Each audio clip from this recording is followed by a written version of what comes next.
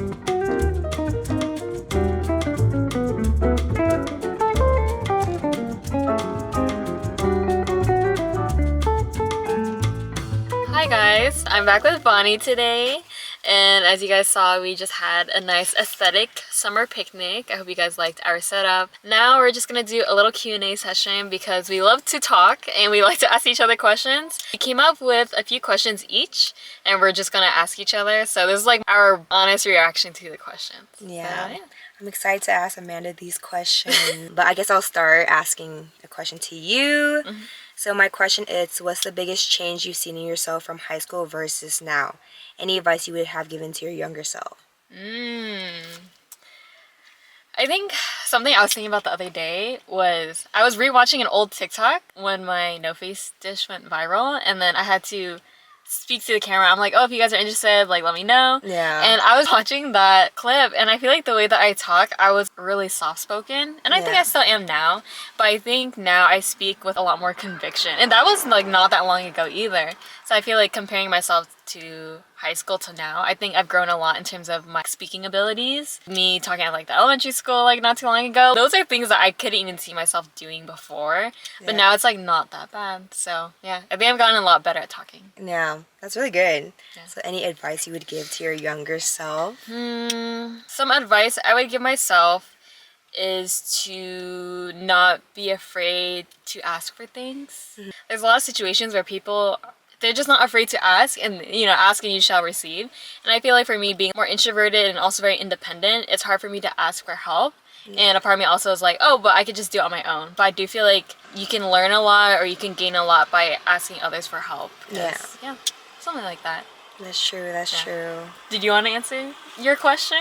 Dang, I didn't think about myself. So I think the biggest change I've seen in myself since high school up until now would probably being more tamed. You know, I used to be in ASB, I would do like tennis, and I'd just be so outspoken and do things that would be considered like doing so much, you know, and not relaxing.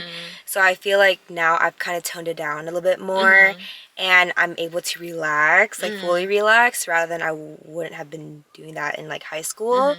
So I think that's like the biggest change I've seen, is just being more like extroverted back in high school and then now being more introverted, but that's a good thing, you know, sometimes. Yeah. So that's the biggest change. And an advice I would give to my younger self would probably be, don't take life too seriously. At the end of the day, like, do what you want to do rather than doing things that, you know, society tells you to do, because we end up in the same place. We're all just gonna be old one day. Yeah. I guess I'll ask a question to Yes. Bonnie. Ooh, okay. So on a similar note of like the past and whatnot, my question is, what is a physical trait that you were insecure about in the past but aren't insecure about now? If you have one. There's just so many. Oh, okay. This is a good one. I used to be so insecure about my eyebrows. Oh, really? Yeah, which is such an interesting thing because, like, naturally, like, full, thick, yeah. thick is a good thing now, right? Yeah, Because I don't yeah. have to do, like, any, like, makeup or anything. But I think back then would be considered too bushy. So that's why, like, I was always insecure about it. But then now I'm like, wow, like, I don't have to do anything with Yeah. my eyebrows. So I think that's, like, a physical trait that, like, I was insecure before, but now I'm grateful to have. Yeah. I'm definitely jealous of your eyebrows. I wish I had yours. Oh my goodness.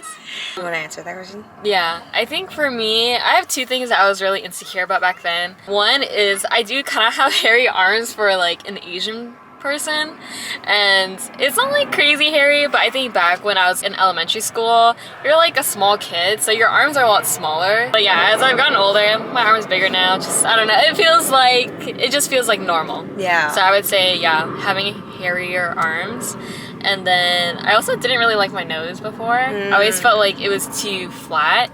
Of course, it's subjective, right? Some people have flatter noses than I do, some have higher noses, but I think I just really didn't like my nose back then. And I think either I grew into my nose or I just learned to like it more, so I'm less insecure about my nose now. Yeah. Yeah, so probably those two. So we're gonna ask one final question to end the video.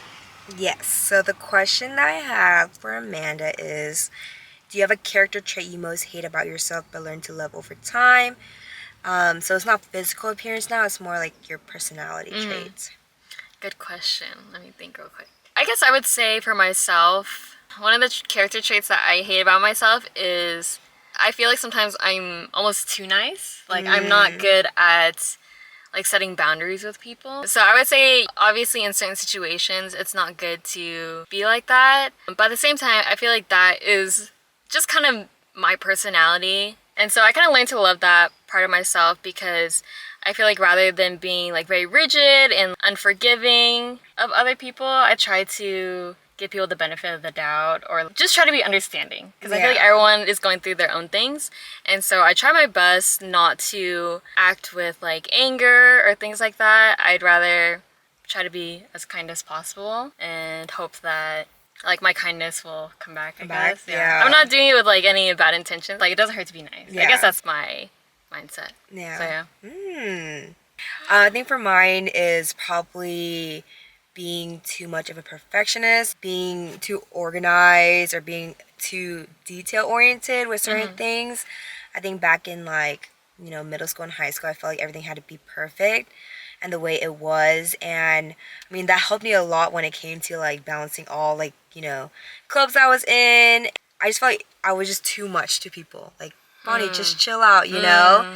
But then over time, I feel like that character trait has helped me in my career, especially when it comes to organization. I work like a 9-to-5, a corporate life. I feel like a lot of things need to be more detail oriented, and it's something that I was grateful to even have back then and now grown to love just because it has helped me in my career so much.